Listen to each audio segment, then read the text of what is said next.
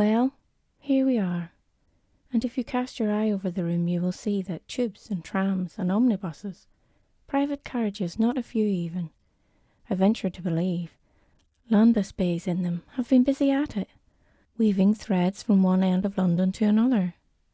Yet I begin to have my doubts. If indeed it's true, as they're saying, that Regent Street is up, and the treaty signed, and the weather not cold for this time of year, and even at that rent not a flat to be had, and the worst of influenza, it's the after effects.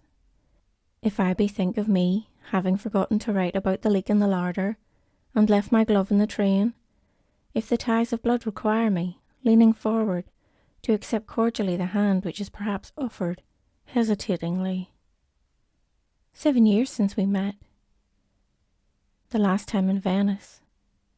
And where are you living now? Well, the late afternoon suits me the best, though, if it weren't asking too much.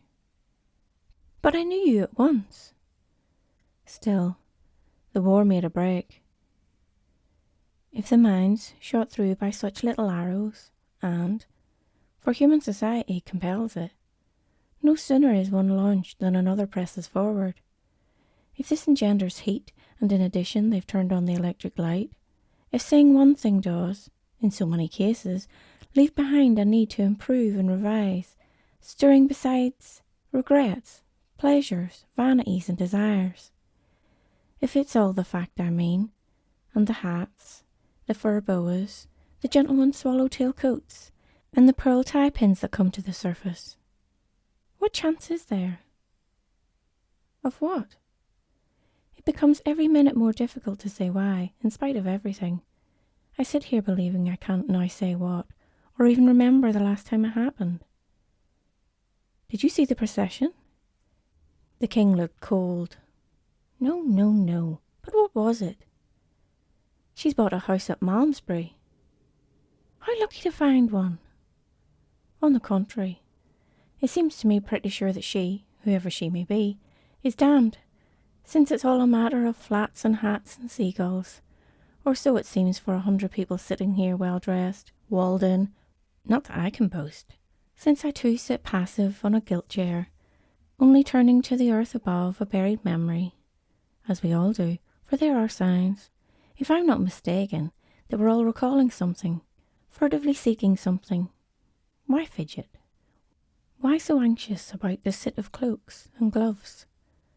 Whether to button or unbutton?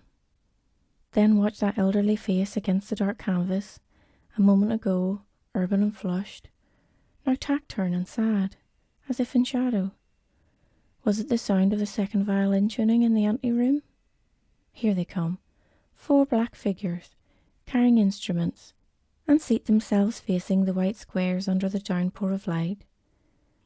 Rest the tips of their bows on the music stand, with a simultaneous movement lift by them, lightly poise them, and, looking across at the player opposite, the first violin counts 1, 2, 3. Flourish, spring, burgeon, burst. The pear tree on top of the mountain, fountains jet, drops descend. But the waters of the Rhone flow swift and deep, race under the arches, and sweep the trailing water leaves, washing shadows over the silver fish.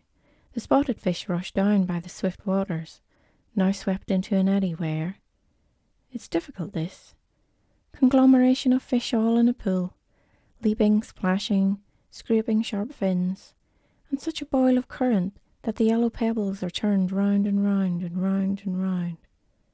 Free now, rushing downwards, or even somehow ascending in exquisite spirals into the air, curled like thin shavings from under a plane, up and up. How lovely goodness is in those who, stepping lightly, go smiling through the world. Also in the jolly old fishwives, squatted under the arches, obscene old women, how deeply they laugh, and shake, and rollick, when they walk from side to side. Ha. That's an early Mozart, of course. But the tune, like all his tunes, makes one despair. I mean hope. What do I mean? That's the worst of music. I want to dance, laugh, Eat pink cakes, yellow cakes, drink thin, sharp wine, or an indecent story. Now I could relish in that. The older one grows, the more one likes indecency. Ha ha, I'm laughing. What at? You said nothing, nor did the old gentleman opposite. But suppose... Hush! The melancholy river bears on us.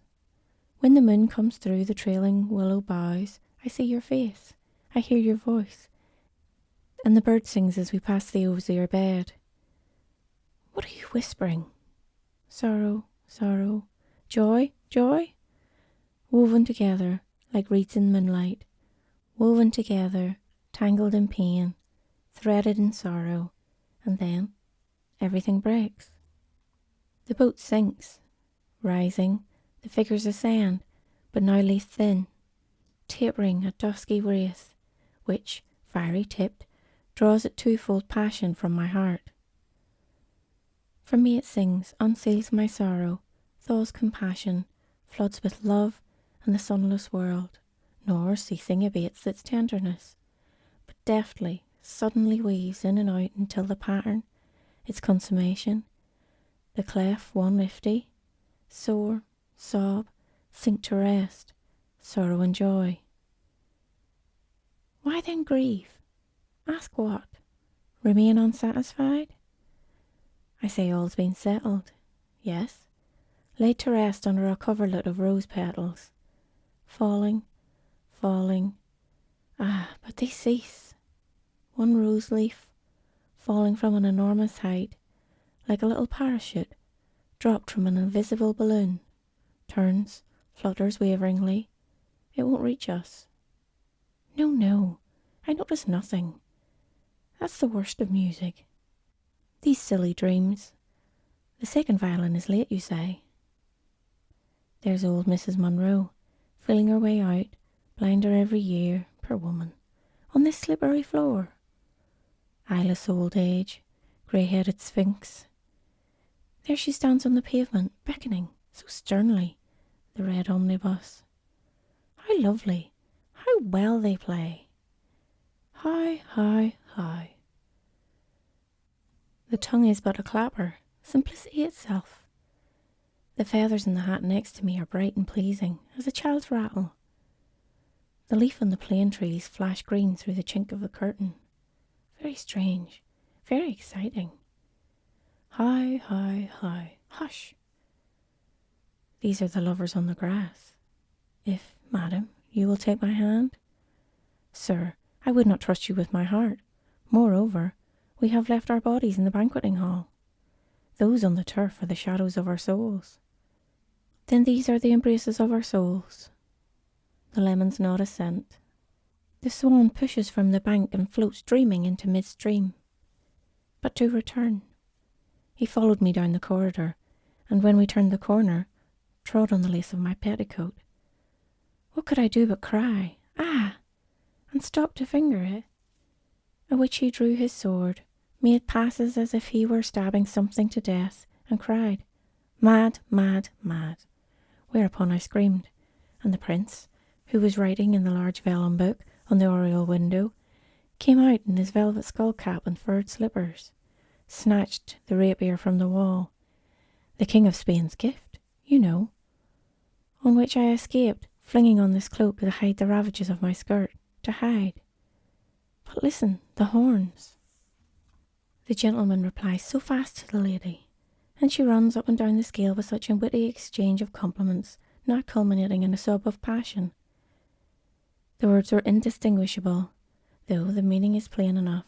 Love, laughter, flight, pursuit, celestial bliss, all floated out on the happiest ripple of tender endearment, until the sound of silver horns, at first far distant, gradually sounds more and more distinctly, as if heralds were greeting the dawn or solemnly announcing the lover's escape.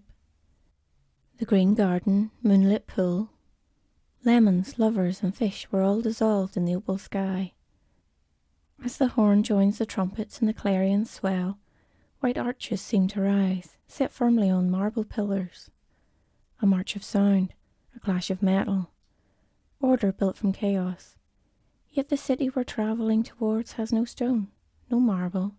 It hangs suspended, unshaken, without faces or flags to greet us. Let your hope fall away. Let your joy fade in the desert. Move forward, stripped bare. The pillars stand exposed, offering no shelter, no omen, bright, stark, and severe.